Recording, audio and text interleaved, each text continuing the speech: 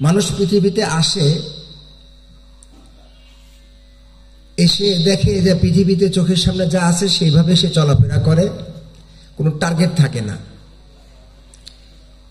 প্রথমে সে যেই বাড়িতে গড়ে ওঠে সেই বাড়ির বাবা মার আচরণ দেখে সে মনে করে পৃথিবীটা মনে হয় এই রকমই, এই ঢঙই হবে। যদি গান বাদ্য আলা বাড়িতে হয় ওইভাবে সে তার টার্গেট থাকে বড় গায়ক হবে। ডাক্তারের বাড়িতে হলে সে মনে করে ডাক্তার হতে হবে, এইভাবে সে গড়ে ওঠে। কিন্তু আল্লাহ রাব্বুল আলামিন প্রত্যেকটা মানুষকে যেই লক্ষ্যে পৃথিবীতে পাঠিয়েছেন সেই সম্পর্কে তার বাবা মার ধারণা না থাকলে সে ধারণাই থাকে না।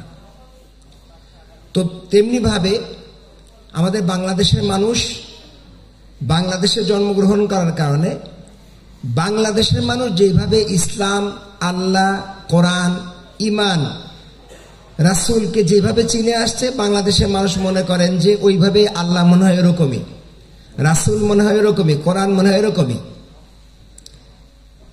তারপরে যখন কোনো মানুষ ভাবতে শুরু করে যে আল্লাহ যদি এক হয়, অনুকরণীয় মুহাম্মদ সাল্লাল্লাহু আলাইহি সাল্লাম যদি একজন হয়, যেটা দিয়ে আমরা চলবো সে সংবিধান কোরআন যদি এক হয়, তাহলে মানুষ এরকম কথা বলতেছে যারা ইসলামের ভিতরে আছে তারা একজন আরেকজনের শত্রু, যারা ইসলামকে মানে না তারা কারো শত্রু না। নাকি আপনি বাজারে যাবেন, একটা হিন্দু দোকানদার আপনাকে দেখে বলবে দাদা ভালো আছেন, একটু চা খান। আপনিও ওই হিন্দু দোকানদারের কাছে যেয়ে বলবেন দাদা ভালো আছেন, এক কাপ চা দেন বা অন্য কিছু। কিন্তু এই একই আচরণ পাশের দোকানদার সে অন্য তরিকায় হওয়ার কারণে তার দিকে আজ কয়েক বছর সম্পর্কই নাই, হিন্দুর সাথে কত সুন্দর কথা বললেন, সে মুসলমান হওয়ার পরেও তার সাথে কথা নেই। কি এরকম হয়েছে কিনা? কিন্তু সে মুসলিম দাবি করতেছে, সে আল্লাহকে বিশ্বাস করে, রাসূলকে মানে, রাসূলের জন্য তার জীবন প্রাণ, কিন্তু এমন এক তরিকায় জিকির করে, এমন এক ডিজাইনে সে থাকে, মনে হচ্ছে হিন্দু লোকটা তো আল্লাহ তার রাসূলকে অপমান করে না।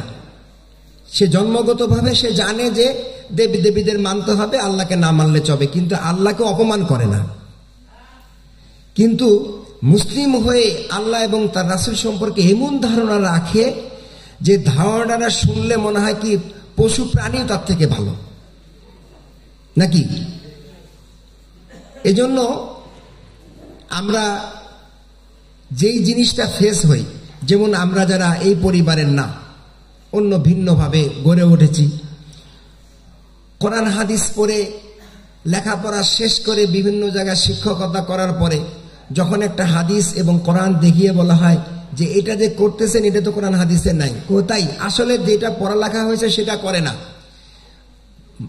ধরা বাঁধা কিছু নিয়ম, কিছু আচার, কিছু অনুষ্ঠান করেই মনে করে মুসলিম আছি, কিন্তু যেইগুলো করতেছে তার সাথে কোনো সম্পর্কই নেই।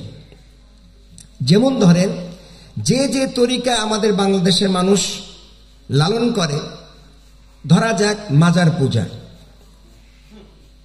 একটা লোক শুয়ে আছে, যেই লোকটা মারা যাওয়ার পরে তাকে গোসল করিয়েছে জীবিত লোকগুলা, সে নিজে গোসল করতে পারে নাই, তার কাফনের কাপড়গুলো কিনে দিছে জীবিত লোকেরা, সে যে কবরে শায়িত হবে সে কবরটা করে দিছে জীবিত লোকেরা, সে কবরে নিজেও নামতে পারে না, কবরে শোয়ানোর পর থেকে যেই লোকগুলা তার কবর কেটে দিল, তার বাঁশ কেটে দিল, তার দাফন কাফন করালো, সেই লোক এলে আবার তার কাছে সাহায্য চায়।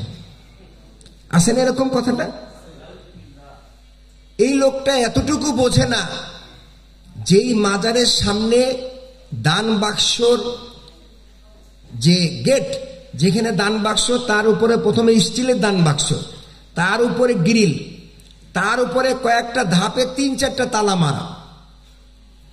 এই তালা দেখেও তো সে ফিরে আসার কথা যে এই লোকটা যদি আমার এত উপকার করতে পারে, তাকে দান করার টাকা ঠেকাইতে এতগুলো তালা লাগে কেন? বুঝতে পারছেন কিনা? স্বাভাবিক ব্যাপার। এইখানে এই মাজারের জন্য যে মাহফিলে বক্তা আসিস, তিনিও হাফেজ, তিনিও কারি, তিনিও মুফতি, তিনিও ফতোয়া দিয়ে বলেন যে এখানে জায়েজ। সাধারণ মানুষ কি করবে?